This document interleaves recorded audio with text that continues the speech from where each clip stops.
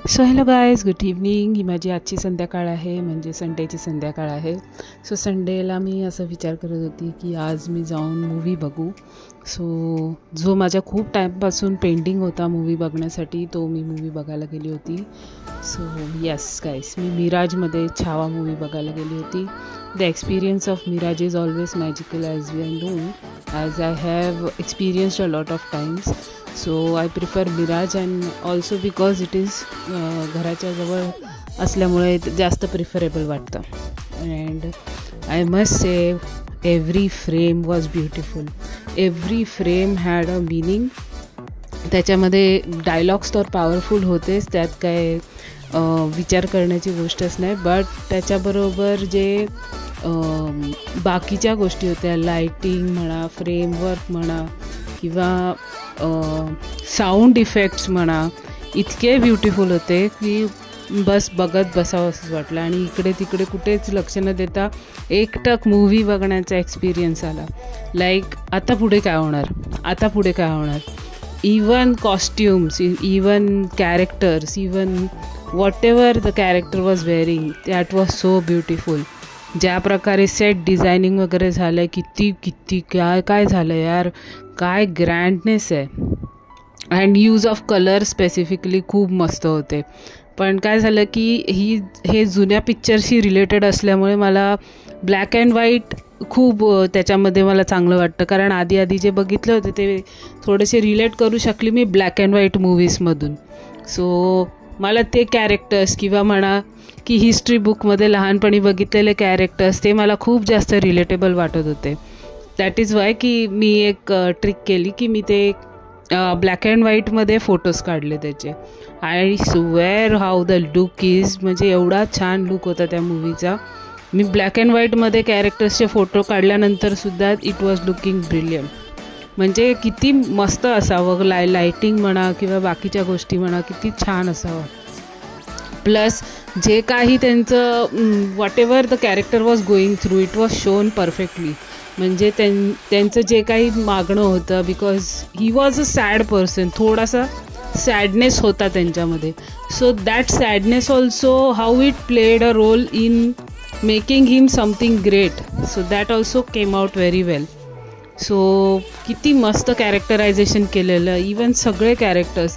आणि जो नेगेटिव्ह रोलमध्ये होते त्यांचा पण मेकअप काय मस्त होता. अक्षय Khanna is such a vibrant guy, but that guy has done his makeup has been done amazingly well. म्हणजे किती मस्त असावं. म्हातारा तो कसा दिसेल, तो यंगमध्येच कसा दिसेल, both phases have been shown. म्हणजे आपल्याला हे पण कळेल की जर हा कॅरेक्टर यंग होता तर कसा असेल, आणि हाच कॅरेक्टर म्हातारा झाला तर हा कसा असेल. शेवटी ते सगळं जे काय ॲट्रॉसिटीज त्याच्यावर जे दाखवले ते खूप वाईट वाटलं. प्लस एका वॉरमध्ये कसं त्याला घेरतात सगळ्याकडून, आणि कसं त्याला निर्मानुष, म्हणजे असं वाटणारच नाही की हा राजा आहे.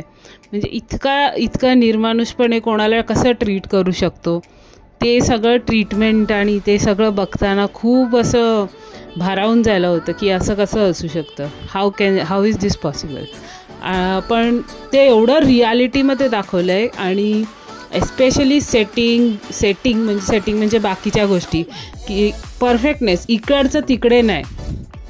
सो जे काही कॅरेक्टर्सचे जे काही घेतले आहेत कॅरेक्टर्सचे, ते सगळे एकदम रिअल वाटावे असे घेतले. कुठे असं नाही की हा इकडे कसा आला, हा का इकडे गेला, असं कुठेच नाही वाटलं. आणि कोणी कमी पडलं आहे, कोणी आपलं ओव्हर ॲक्टिंगचं झालं आहे, असं कोणीच नाही. म्हणजे आणि कॅरेक्टर पण एवढं मस्त घेतलेलं. आशुतोष राणाचं कॅरेक्टर पण छान होतं, नेगेटिव्ह कॅरेक्टर्स पण छान होते.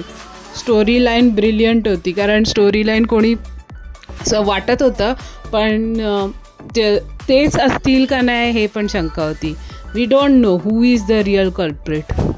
Then yes, the makeup and all was एक्सेलंट.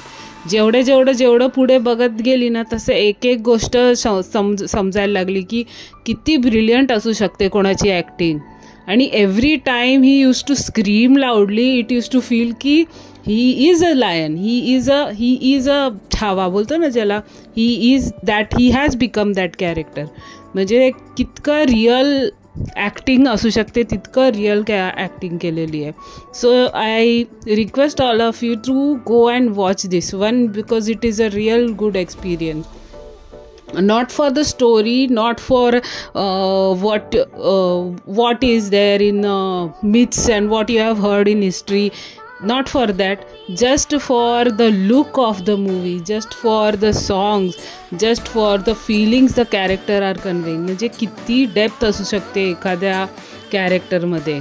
So हे सगळे मूवीचं जेव्हा बघून निघाली त्याच्यानंतर मी थोडंसं डोंबिवलीला जाऊन फेरफटका मारत होती बिकॉज संध्याकाळी भटक नाहीच कंपल्सरी.